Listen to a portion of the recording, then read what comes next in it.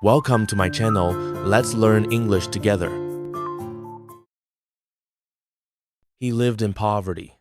He rose through his pen. His pain became the world's treasure.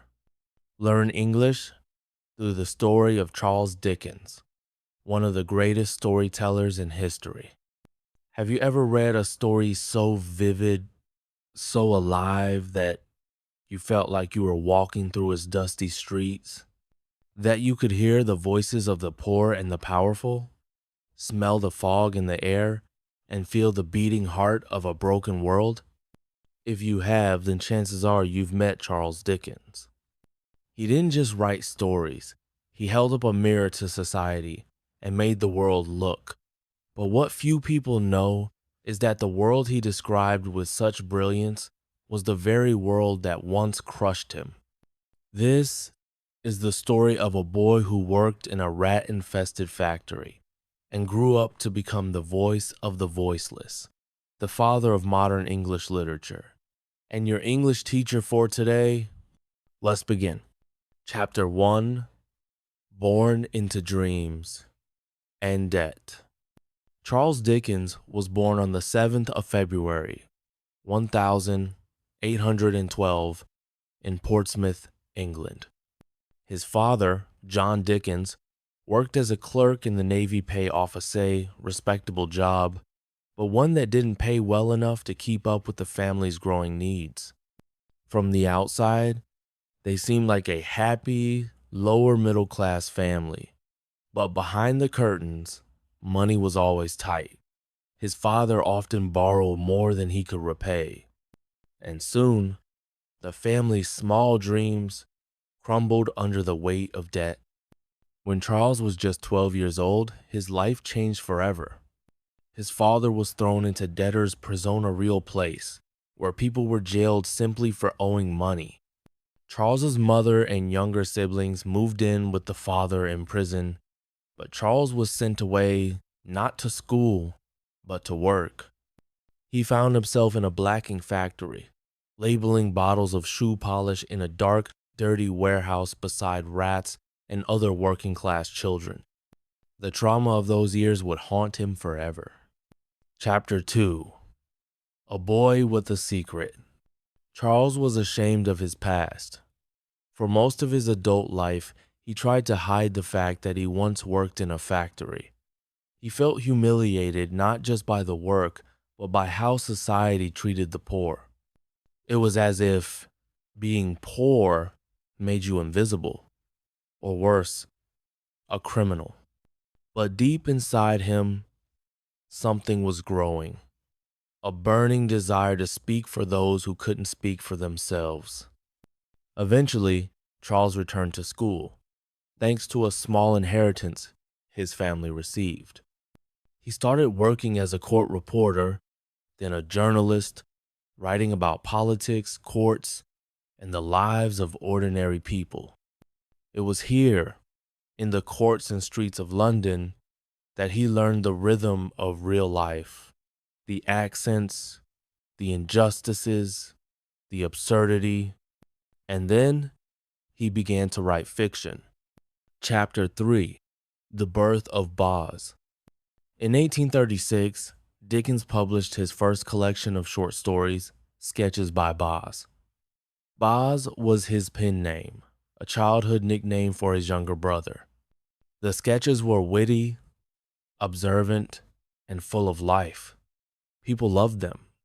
Soon after, his first novel, The Pickwick Papers, was serialized in a newspaper and it became an instant sensation.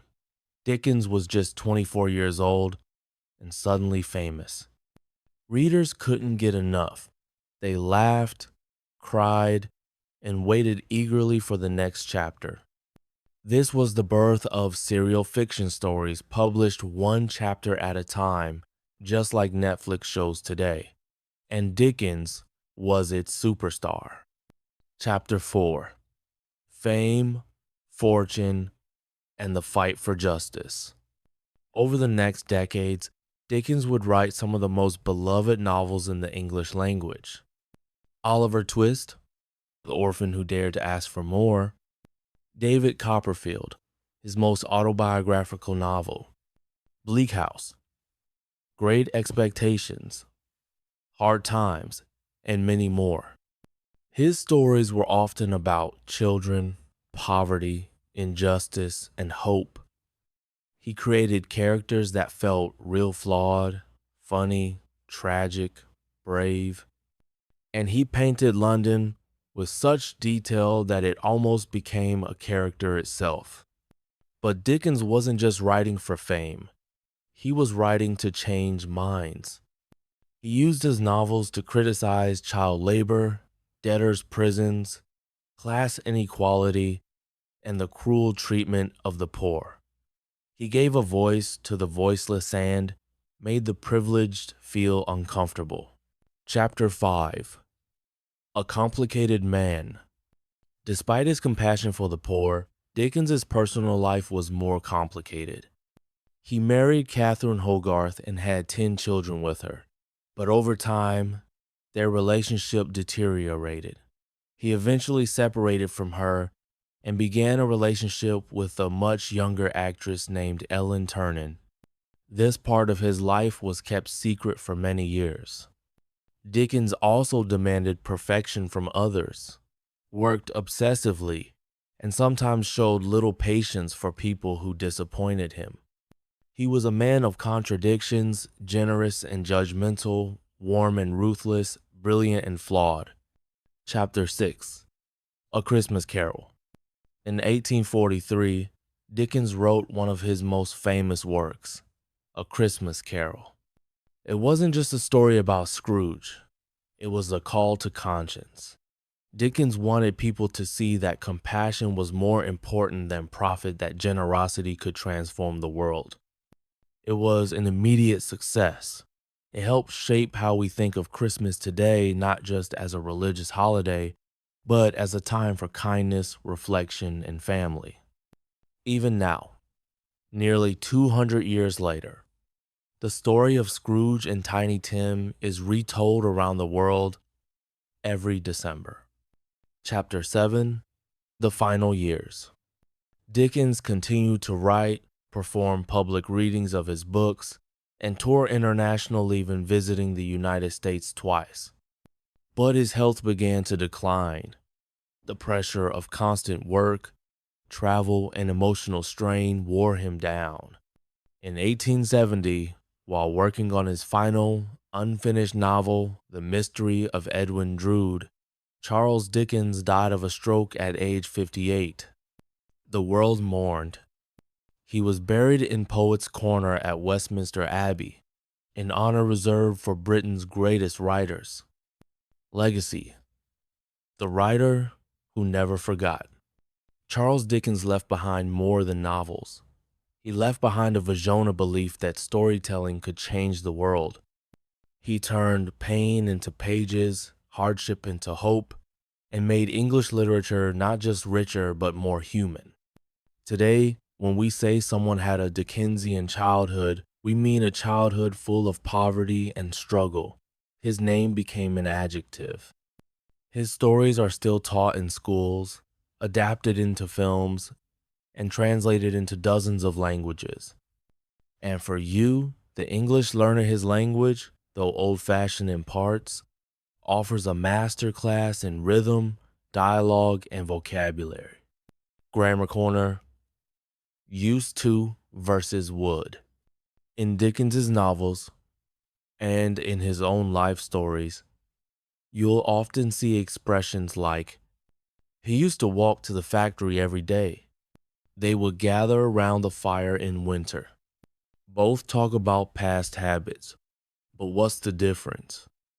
Used to describe something that was true regularly in the past, but is no longer true. I used to live in London, but I don't anymore. Would is used to describe repeated actions in the past, but often only in storytelling and not for past facts. When I was a child, we would eat dinner at 6 p.m. Tip for learners. Use used to for both actions and states. I used to have long hair. I used to play the piano. but use would only for actions. We would go to the park on Sundays. We would have long hair. Incorrect. Final words. Charles Dickens once said, "No one is useless in this world who lightens the burden of another." He didn't just lighten burdens. He gave people names, voices, and stories.